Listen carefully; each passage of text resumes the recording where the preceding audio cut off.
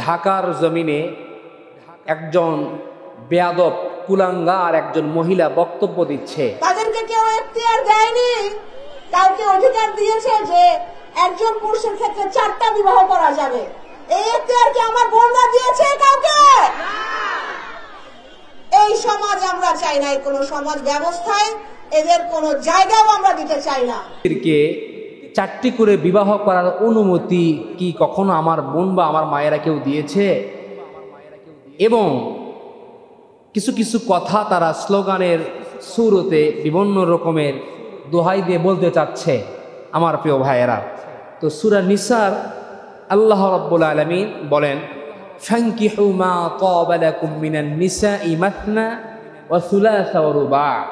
আল্লাহ তাবারক ওয়া তাআলা বলছেন, তোমাদের পছন্দসই নারীদের মধ্য থেকে তোমরা 2 জন 3 জন অথবা 4 জনকে বিবাহ করবে, যদি ন্যায় বিচার প্রত্যেকের প্রতি যদি করতে পারো, ন্যায় বিচারের শর্তে। বলেন সুবহানাল্লাহ।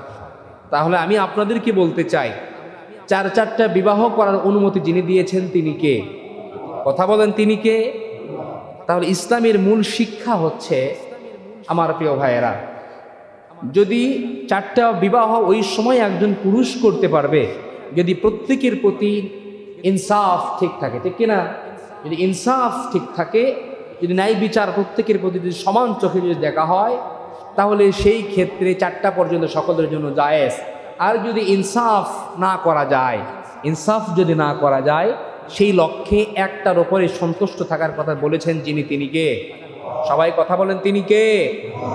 তাহলে স্পষ্ট ভাষায় আমরা বলতে চাই, তারা বিভিন্ন রকমের যতই ভদ্র সভ্যে কথা বলুক না কেন, এই নারীবাদীরা যারা নারীদেরকে সামনে লেলিয়ে দেয় বিভিন্ন স্লোগানের মাধ্যমে, বুঝতে হবে এদের চিন্তা চেতনা, এদের মন মস্তিষ্ক অবশ্যই ভালো না। কথা বলেন, কথা ঠিক কিনা?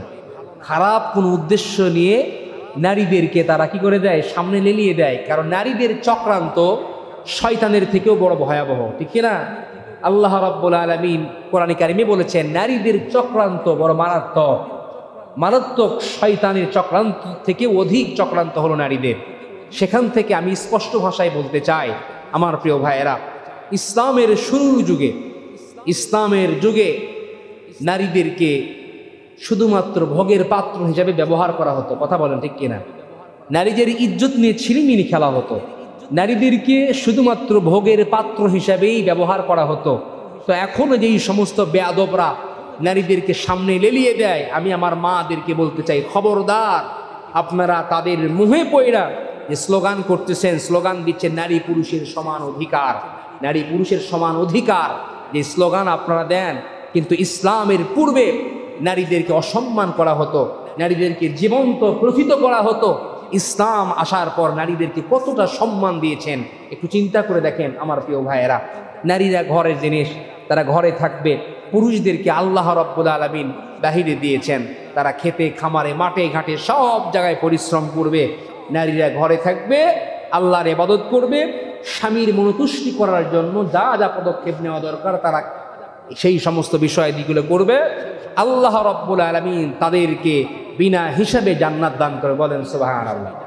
এই জন্য নারীরা, যদি কোনো নারীরা, মা বোনেরা 4টা কাজ করতে পারে, যারা বলেন কয়টা কাজ?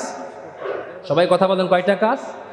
4টা কাজ যদি কোনো মা বোনেরা করতে পারে, আল্লাহ রাব্বুল আলামিন সেই মা বোনদেরকে সরাসরি জান্নাত দান করে। বলেন সুবহানাল্লাহ।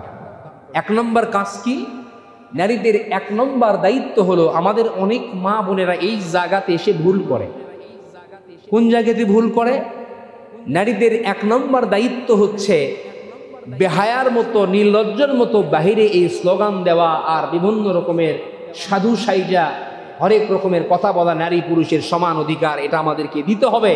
আমার ভাইয়েরা, একটা উদাহরণ দেই। একজন পুরুষ যদি বাহিরে পেশাব করতে পারে, সে জামা পরে আছে, ট্রাউজার পরে আছে, প্যান্ট পরে আছে, অবশ্যই সে আড়াল হয়ে এক জায়গাতে তার প্যান্টের চেন খুলে সে পেশাব করতে পারবে, ঠিক কিনা?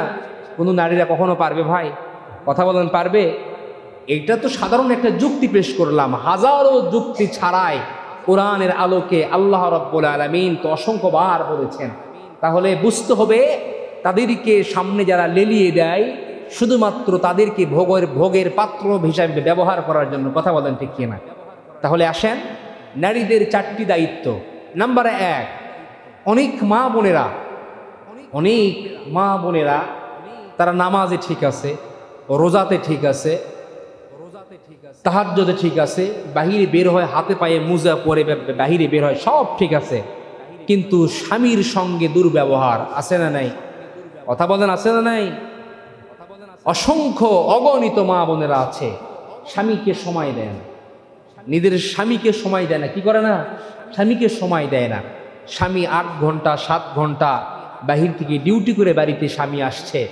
বিশ্বনবী সাল্লাল্লাহু আলাইহি সাল্লামের ভাষ্য মতে, হাদিস অনুযায়ী, তার স্বামী যখনই বাড়িতে আসবে সঙ্গে সঙ্গে দুনিয়ার সবগুলো কাজ তাকে স্থগিত করে তার স্বামীকে সময় দিবে। এটা হচ্ছে তার জন্য ফরজ এবং 1 নম্বর কাজ। বলেন সুবহানাল্লাহ।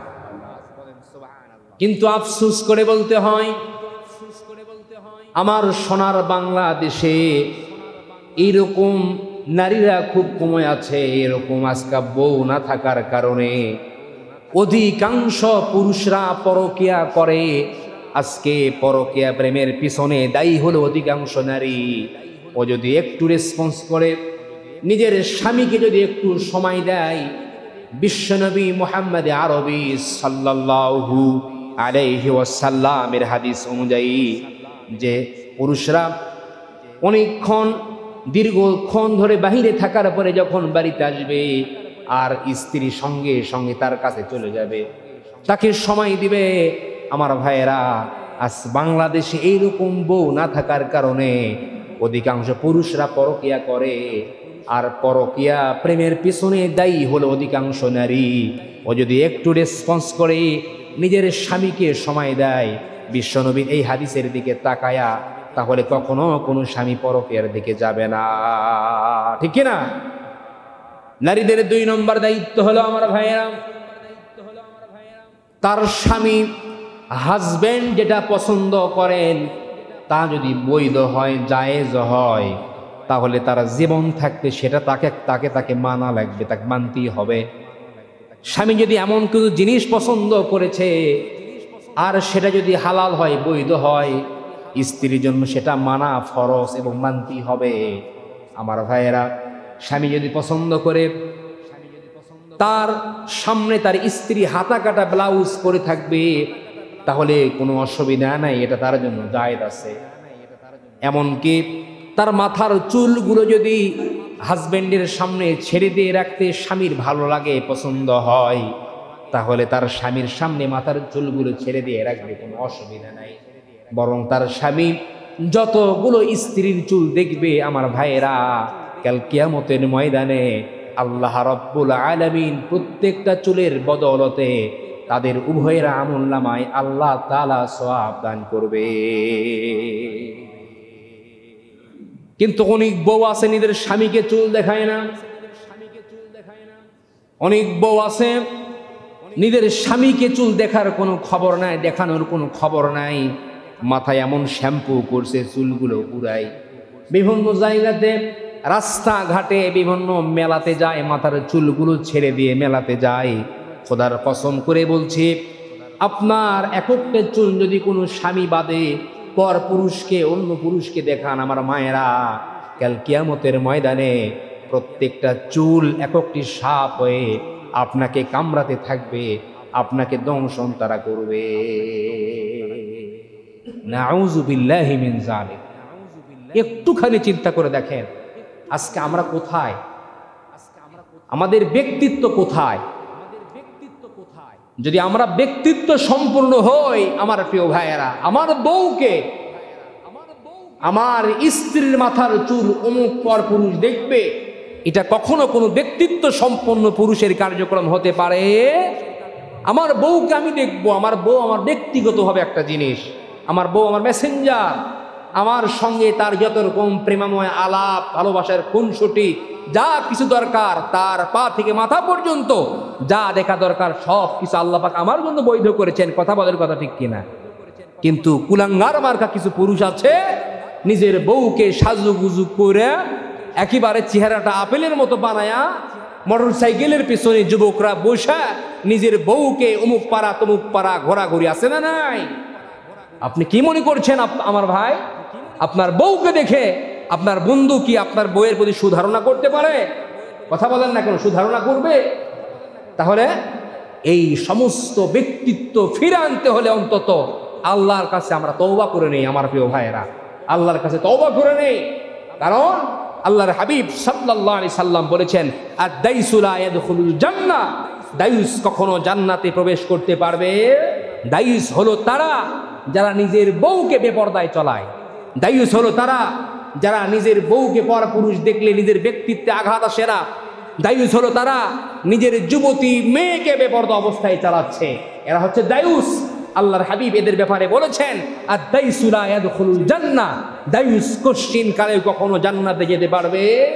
অনেক হাজী সাহেব আছেন, অনেক আলেম আছেন, অনেক হুজুর আছেন, সব ঠিক আছে, নামাজ জিন্দেগিতে এক ওয়াক্ত কাজা নেই, রোজা একটাও ছাড়াছাড়ি নাই, প্রত্যেক বছরে ওমরা চলতেছে, হজ চলতেছে, বড় বড় গরু কুরবানি বিক্রি সব করতেছি, কিন্তু এই জায়গাতে জিরো। কথা কন না কেন? এই জায়গাতে জিরো। আমার প্রিয় ভাইয়েরা, সাহাবায়ে কেরামদের ব্যক্তিত্ব কেমন ছিলেন, সাহাবায়ে কেরামের চিন্তা চেতনা কেমন ছিলেন, একটুখানি চিন্তা করে দেখেন। একজন সাহাবী দীর্ঘদিন ধরে একটা উট ব্যবহার করতেন। জোরে বলেন, কি ব্যবহার করতেন? মরুভূমির জাহাজ উট। সেই উটে চড়ে তার স্ত্রী, কন্যা, সন্তান বিভিন্ন জায়গাতে যাইতেন।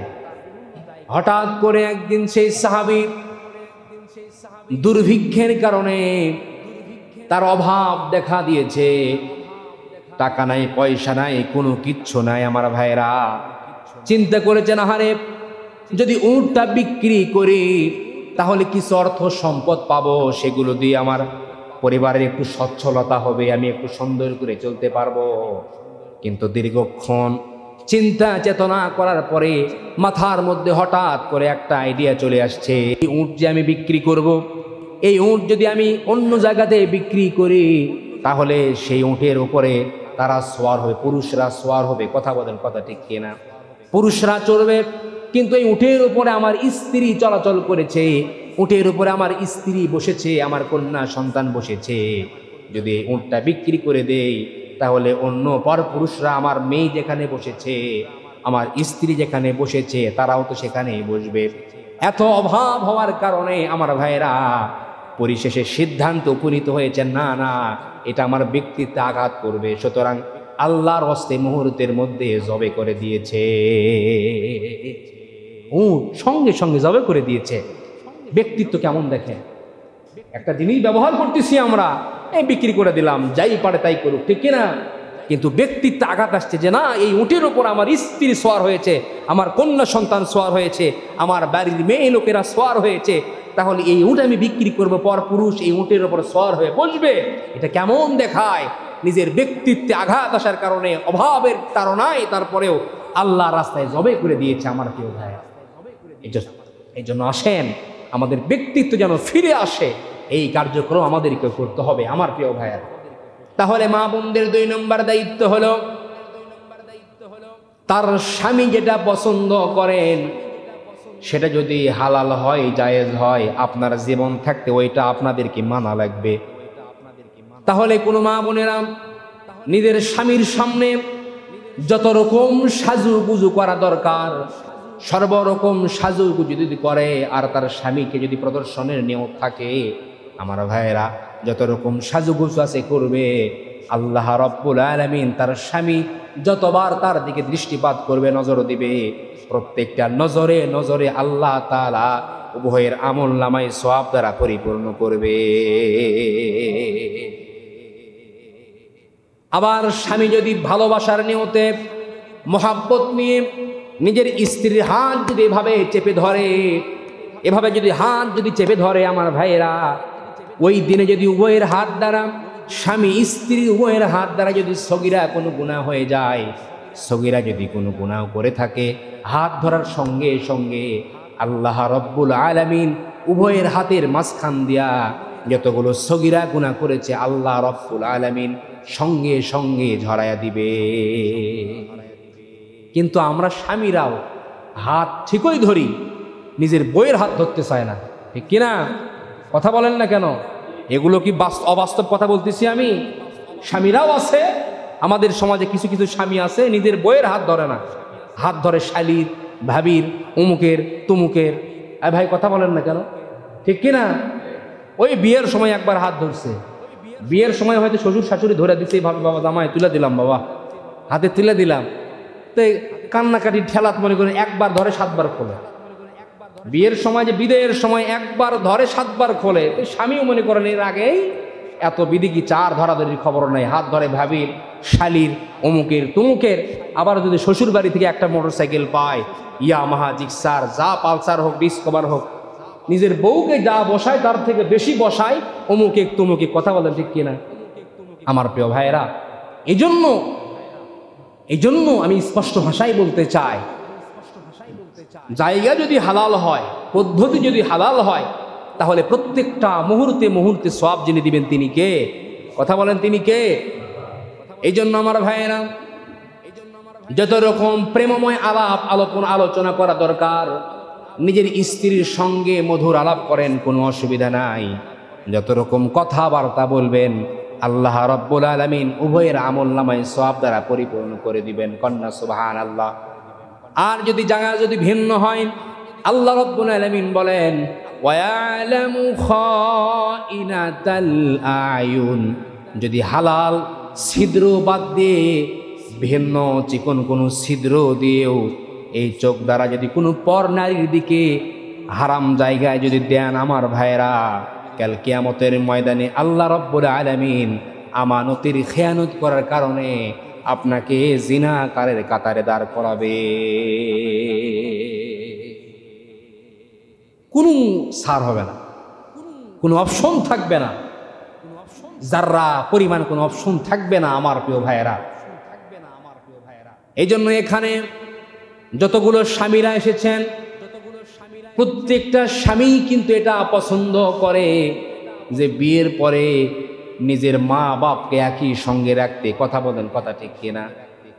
নিজের মা বাপকে একই সঙ্গে রাখতে চায়, কিন্তু 100টার 98% মহিলারা এটা চায় না, যার কারণে আমাদের বিভিন্ন জায়গাতে বৃদ্ধাশ্রমগুলো তৈরি হচ্ছে। কথা বলেন, কথা ঠিক কিনা আমার ভাইয়েরা? অধিকাংশর 98% মহিলারা এটা চায় না। বারবার শ্বশুর বাড়ি থেকে ফোন দেয় আর কয় আলাদা থাক, আলাদা খা, ভালো থাকবি, ভালো পড়বি। আছে না নাই? কথা বলেন, আছে না নাই? বারবার শ্বশুর বাড়ি থেকে ফোন দিচ্ছে, আলাদা থাকো, আলাদা খাও, জামাই ভালো থাকবা, বাবা তোমার বাপ মা বয়স হয়ে গেছে, আলাদা করে দাও, বাপ মা বয়স হয়ে গেছে, আলাদা করে দাও। খবরদার, খবরদার, যেই মা বাপ 30টা বছর 40টা বছর আপনাকে প্রতিষ্ঠিত করার লক্ষ্যে জীবনের সর্বত্র বিলীন করে দিয়েছেন, নিজে ভালো খায় নাই, আপনাকে ভালো খাওয়াইছেন, নিজে ভালো পড়ে নাই, আপনাকে ভালো পড়াইছেন, নিজে চিরা জামা পরিধান করে থাকছে আমার ভাইয়েরা। আপনি আজিজুল হক কলেজে মাস্টার্স কমপ্লিট করছেন, ঢাকার কোনো জায়গাতে পড়াশোনা করছেন, আপনার বাবা বাড়িতে ভ্যান চালায়া, ক্ষেত খামারি কইরা, অন্য মানুষের বাড়িতে কামড়ে দিয়ে আপনার টিউশন ফি লাগবে। আপনি বন্ধু বান্ধবের সঙ্গে কোনো জায়গাতে আপনি বেড়াতে যাবেন, আপনার টাকা দরকার, আপনাকে রাজপুত্রের মতো রেখেছেন। আর 40টা বছর 30টা বছর যে মা বাপ আপনার জন্য সর্বত্র বিলীন করে দিয়েছেন, আজকে বিয়ে করেছেন, সেই মা বাপ বৃদ্ধ হয়ে গেছে, তাদের কোনো দাম নাই না, তাদের কোনো মূল্য নাই আপনার কাছে। খবরদার, যদি সাকসেস আর সফলতা অর্জন যদি কেউ করতে চান, আমার যুবক ভাইয়েরা, যদি কেউ চান যে দুনিয়াতে আমি সাকসেস হব, দুনিয়াতে আমি সফলতা অর্জন করব, তাহলে আমার শেষ কথা, প্রত্যেকটা মুহূর্তে মুহূর্তে নিজের আব্বা আম্মার সঙ্গে, মা বাবার সঙ্গে ভালো আচরণ করে যান। কথা বলেন ঠিক কিনা? আরে ভাই, মায়ের মনে আঘাত দিয়েছেন আপনি, বাবার মনে কষ্ট দিয়েছেন, আর মহস্থানে যাচ্ছেন পানি পড়া নিতে, অমুক দরবারে দৌড়াচ্ছেন পানি পড়া নিতে, অমুক পীরের কাছে যাচ্ছেন পানি পড়া নিতে, যে বাবা আমার বইয়ের বাচ্চা হচ্ছে না, অমুক নাই তমুক নাই, হাদিয়া দিচ্ছেন আমার কাছে, আমি ইমাম সাহেব হুজুরের কাছে হাদিয়া নিয়ে আসতেছেন, বিভিন্ন রকমের হাদিয়া, টাকার ব্যান্ডিল, হুজুর এটা আপনাকে হাদিয়া দিলাম, আমার বইয়ের বাচ্চা নাই, পরিবারে সুখ নাই, শান্তি নাই, অশান্তির মধ্যে আছি, হুজুর একটু দোয়া করবেন। অশান্তির থাকার কারণ হচ্ছে আপনি নিজেই। এই জন্য আমার ভাইয়েরা, যদি সুখে শান্তিতে থাকতে চান, দুনিয়াতে যদি সফলতা অর্জন করতে চান, প্রত্যেকটা মুহূর্তে মুহূর্তে নিজের মা বাবার সঙ্গে ভালো আচরণ করে যান, নিজের মার সঙ্গে ভদ্র ব্যবহার করে যান। আরে ভাই, নিজের মাকে খুশি করার জন্য ওই রাজা বাজার থেকে বড় বড় ইলিশ মাছ খাওয়ানোর দরকার নাই ভাই। নিজের বাবাকে খুশি করার জন্য দামি দামি জিনিসপত্র, তার লুঙ্গি জামা, এগুলো দরকার নাই। যদি কলিজা থেকে একটা বার যদি অন্তত ভুল করেছেন, একটা বার যদি বলেন আব্বা মা আমি ভুল করেছি, আমাকে ক্ষমা করে দাও, মাফ করে দাও। আরে ভাই, মায়ের হৃদয় বাবার হৃদয় পাথরের মতো শক্ত হলেও মুহূর্তের মধ্যে গলে আপনার জন্য অন্তর থেকে যে দোয়াই যাবে, মুহূর্তের মধ্যে আল্লাহ পাক কবুল করে। বলেন সুবহানাল্লাহ। তামাম দুনিয়ার সমস্ত হুজুররা, পীর সাহেবরা মিলে যদি এক গ্লাস পানিতে পড়ে ফু দেয়, আর আপনার জনম দুঃখিনী বাবা, জনম দুঃখিনী মা যদি আর এক গ্লাস পানিতে পড়ে ফু দেয়, মুহূর্তের মধ্যে আপনার আব্বা আম্মার ফু দেওয়া গ্লাসের পানি যিনি কবুল করে নেবেন তিনি কে? কথা বলেন, তিনি কে? আমার ভাইরা, সময় যেহেতু নাই, দুটো কথা এমনিতেই বলে আমি শেষ করে দেই। তাহলে আমাদের মা বোনদের 3 নম্বর দায়িত্ব হলো তার হাজবেন্ডের অনুপস্থিতিতে, স্বামীর অনুপস্থিতিতে তার মাল সামানা সন্তানকে ইসলামের পথে আনার চেষ্টা করতে হবে, ইসলামের প্রতি খরচ করার চেষ্টা করতে হবে। 4 নম্বর দায়িত্ব, অনেক লম্বা কথা, 4 নম্বর মুখতাসার হচ্ছে, 4 নম্বর হলো কখনোই কোনো ক্রমেই নিজের স্বামীর মনে আঘাত দেয়া বা যতই কঠিন পরিস্থিতি হোক না কেন নিজের স্বামীকে বদদোয়া দেওয়া সম্পূর্ণরূপে হারাম যিনি করেছেন তিনি কে? কথা বলেন, তিনি কে? আল্লাহ রাব্বুল আলামিন বলেন, وَإِذْ قَالَتْ رَبُّكَ لِلْمَلَائِكَةِ إِنِّي جَاعِلٌ فِي الْأَرْضِ خَلِيفَةً। আল্লাহ রাব্বুল আলামিন বলেন, আমার ভাইয়েরা, এই পৃথিবীর জমিনে ফেরাউনের মতো নিকৃষ্ট জানোয়ার, নাফরমান, কুলাঙ্গার স্বামী কিন্তু কারো ভাগ্যে নাই। ফেরাউন তার স্ত্রীর হাতের মধ্যে পেরেক লাগিয়েছে, পায়ের মধ্যে পেরেক লাগিয়েছে, কপালের মধ্যে শলাকা লাগিয়ে আমার ভাইরা মাথার উপরে গরম তেল ঢেলে দিত। সেই মুহূর্তে আল্লাহ রাব্বুল আলামিন এই দুনিয়াতে একজন মহিলাকে জীবন্ত থাকা অবস্থায় জান্নাত তুলে ধরেছেন। ফেরাউন যখন নির্যাতন করত, জুলুম করত, আল্লাহ রাব্বুল আলামিন সঙ্গে সঙ্গে হযরতে জিবরিলকে বললেন, জিবরিল তুমি যাও আসিয়ার সামনে গিয়ে জান্নাতটা তুলে ধরো। ফেরাউন যখন নির্যাতন করত, আসিয়ার সামনে হযরতে জিবরিল আমিন যখন জান্নাত তুলে ধরেছেন, আমার ভাইরা হযরতে আসিয়া জান্নাত দেখে খুশি হয়েছেন আর আল্লাহকে বলছেন, ওগো আল্লাহ, এই জান্নাতের মধ্যে তুমি আমার একখানা ঘর বানিয়ে দাও, যে ঘরের মধ্যে বসে বসে আমি তোমাকে দেখব। ওগো আল্লাহ, আমার স্বামী ফেরাউন আমার উপরে যে নির্যাতন করছে, জুলুম করছে, জুলুমের স্টেম রোলার চালাচ্ছে আমার উপরে, আল্লাহ, ওগো আল্লাহ, আমার স্বামীর ফেরাউনের জুলুমের কারণে তুমি আমার স্বামীর উপরে গজব নাজিল করো না, তুমি ফেরাউনকে মন খারাপ করো না, তুমি ফেরাউনের উপরে গজব দিও না আল্লাহ, বরং তার জুলুম থেকে, তার কষ্ট থেকে, তার যেই সমস্ত বাহিনী দিয়ে আমাকে নির্যাতন করছে সেই পুরা বাহিনী থেকে তুমি আমাকে হেফাজত করো। চিন্তা করে দেখেন তো একটু, আপনি আপনার বউকে সারা জীবন সব দিয়েছেন, একটা ডাব সাবান ঠিক মতো দিতে পারেননি। একটা কথার কথা, সারা জীবন আপনার বউকে সব দিছেন, একটা ডাব সাবান বা কোনো কারণে কিছু নিয়ে আসতে বলেছে আপনাকে, আনতে পারে নাই। মুহূর্তের মধ্যে কয়, এই পুরুষের সাথে বিয়ে হয়ে আমার জীবনে সব কিছু অসম্পূর্ণ থেকে গেল, কোনোদিন আমার চাওয়া পাওয়া পূর্ণ হতো না। আছে না নাই? কথা বলেন না কেন ভাই? আছে না নাই? তাহলে কি করবেন আপনি নামাজ পড়ে, রোজা রেখে, তাহাজ্জুদ পড়ে, আর কালো বোরকা পরে, হাতে পায়ে মোজা পরে, যদি স্বামীর সঙ্গে এই দুরাচরণ করেন, কোন লাভ আছে? কথা বলেন, কোন লাভ আছে? ফেরাউন জুলুম করতো, গরম তেল ঢেলে দিত, তারপরে বলেনি আল্লাহ এই ফেরাউনের উপর তুমি কষ্ট দাও, এর উপর তুমি জুলুম করো, বরং আল্লাহ এই দৃশ্য দেখে জান্নাত তুলে ধরেছেন আর বলছেন, আল্লাহ আমার উপর কষ্ট দিচ্ছে আমার স্বামী ফেরাউন, নির্যাতন করছে, আপনি মন খারাপ করেন না, বরং ওর জুলুম থেকে, অমানবিক নির্যাতন থেকে তুমি আমাকে বাঁচাও, আল্লাহ আমাকে বাঁচাও। আর একজন মহিলাকে আল্লাহ পাক এই দুনিয়াতে জীবন্ত থাকা অবস্থায় সালাম দিয়েছেন, মা খাদিজাতুল কুবরা রাদিয়াল্লাহু তাআলা আনহা। কেন জানেন? স্বামীর প্রতি শ্রদ্ধা এবং ভক্তি থাকার কারণে, স্বামী ভক্তা হওয়ার কারণে মক্কার জমিনে তৎকালীন সময়ে 7 নম্বর ধনী ছিলেন। ইসলাম গ্রহণ করার পরে সব সম্পত্তিগুলো নিজের স্বামীর পায়ের নিচে রেখে দিয়েছেন, মুহাম্মদ সাল্লাল্লাহু আলাইহি ওয়াসাল্লামের পায়ের নিচে রেখে দিয়েছেন। আল্লাহর হাবিবকে বলতেছেন, নবীজি এই সবগুলো আপনি ইসলামের জন্য বিসর্জন দেন, ইসলামের জন্য এগুলো খরচ করবেন। আর বর্তমান সময়ে আমরা পেপার কাটিয়ে দেখেছি একটা স্বামী ক্যান্সার রোগে আক্রান্ত, ভাই ক্যান্সার রোগে আক্রান্ত, স্ত্রী হাতের একটা বালা বিক্রি করে নিজের স্বামীকে সাহায্য সহযোগিতা করবে, এইরকম পর্যন্ত নাই। কথা বলেন, কথা ঠিক কিনা? বেচতে চায় না, কয় চ্যাংরা আসি আজই মোরা গেলে দেখ অন্য জায়গাতে বিয়ে বসবো, বলে কি বলে না? তাহলে এই রকম মানসিকতা থেকে আমাদের মা বোনদেরকে ফিরে আসতে হবে। আর বিভিন্ন রকমের স্লোগান তারা দিচ্ছে, আল্লাহ পাক এখান থেকে আমরা যদি নিজ নিজভাবে পদক্ষেপ আমরা গ্রহণ করি, আলহামদুলিল্লাহ, ব্যক্তিত্ব সম্পন্ন যদি আমরা পুরুষ হই, তাহলে কখনোই এই ধরনের কার্যক্রমে আমরা শিকার হতে পারবো। আল্লাহ রাব্বুল আলামিন, যেহেতু সময় নাই, সময় স্বল্পতার কারণে মুক্তাসার করেছি।